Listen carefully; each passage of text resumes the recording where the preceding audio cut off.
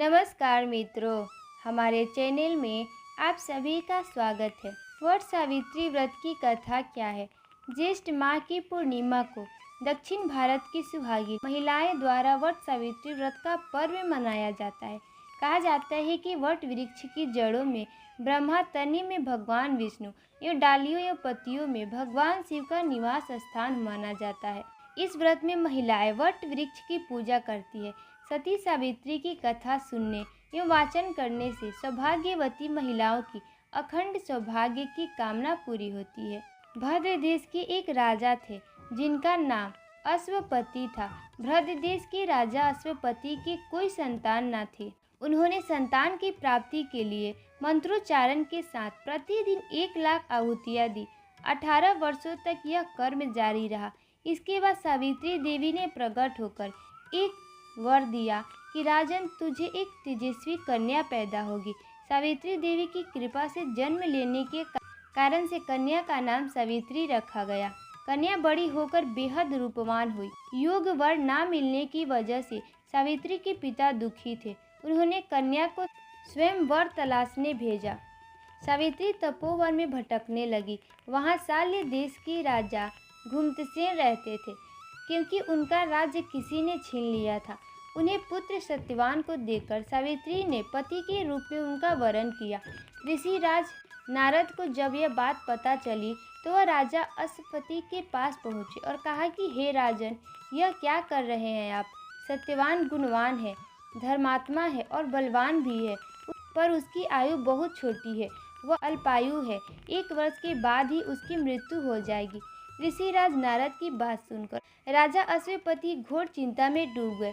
सावित्री ने उनसे कारण पूछा तो राजा ने कहा, पुत्री, तुमने जिस राजकुमार को अपने वर के रूप में चुना है वो अल्पायु है। तुम्हें किसी और को अपना जीवन साथी बनाना चाहिए। इस पर सावित्री ने कहा कि पिताजी, आर्य कन्याएं अपने पति का एक बार ही वरण करती है। राजा एक बार ही आज्ञा देते हैं और पंडित एक बार ही प्रतिज्ञा करते हैं और कन्यादान भी एक बार ही होता है। सावित्री हठ करने लगी और बोली, मैं सत्यवान से ही विवाह करूंगी। राजा अश्वपति ने सावित्री का विवाह सत्यवान से कर दिया। सावित्री अपने ससुराल पहुंचते ही सास ससुर की सेवा करने लगी। समय बीतता चला गया।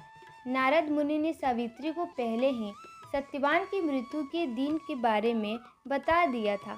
वह दिन जैसे जैसे करीब आने लगा, सावित्री अधीर होने लगी। उन्होंने 3 दिन पहले से ही उपवास शुरू कर दिया। नारद मुनि द्वारा कथित निश्चित तिथि पर पितरों का पूजन किया।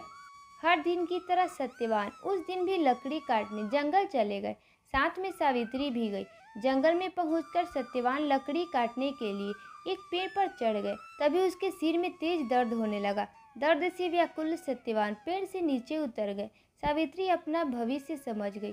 सत्यवान के सिर को गोद में रखकर सावित्री सत्यवान का सिर सहलाने लगी। तभी वहां यमराज आते दिखे। यमराज अपने साथ सत्यवान को ले जाने लगे। सावित्री भी उनके पीछे पीछे चल पड़ी। यमराज ने सावित्री को समझाने की कोशिश की कि यह विधि का विधान है, लेकिन सावित्री नहीं मानी। सावित्री की निष्ठा और पतिपरायण को देखकर यमराज ने सावित्री से कहा कि हे देवी, तुम धन्य हो, तुम मुझसे कोई भी वरदान मांगो। सावित्री ने कहा कि मेरे सास ससुर वनवासी और अंधे हैं, उन्हें आप दिव्य ज्योतिष प्रदान करें।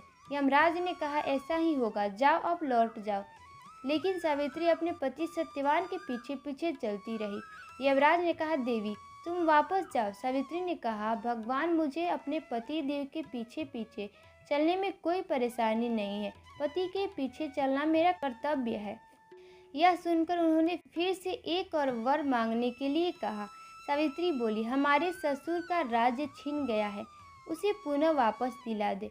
यमराज ने सावित्री को यह वरदान भी दे दिया और कहा कि अब तुम लौट जाओ। लेकिन सावित्री पीछे पीछे चलती रही। यमराज ने सावित्री को तीसरा वरदान मांगने को कहा। इस पर सावित्री ने संतान और सौभाग्य का वरदान मांगा। यमराज ने इसका वरदान भी सावित्री को दे दिया। सावित्री ने यमराज से कहा कि प्रभु, मैं एक पतिव्रता पत्नी हूँ और आपने मुझे पुत्रवती होने का आशीर्वाद दिया है। यह सुनकर यमराज को सत्यवान के प्राण छोड़ने पड़े। यमराज अंत ध्यान हो गए और सावित्री उसी वट वृक्ष के पास आ गई। जहां उसके पति का मृत शरीर पड़ा था। सत्यवान जीवित हो गया और दोनों खुशी खुशी अपने राज्य की ओर चल पड़े। माता पिता को दिव्य ज्योति प्राप्त हो गई। इस प्रकार सावित्री सत्यांश चिरकाल तक राज्य सुख भोगते रहे। दोस्तों, अगर आपको ये कहानी अच्छी लगी तो हमारे वीडियो को लाइक कीजिएगा और चैनल को सब्सक्राइब करना ना भूलिएगा। धन्यवाद।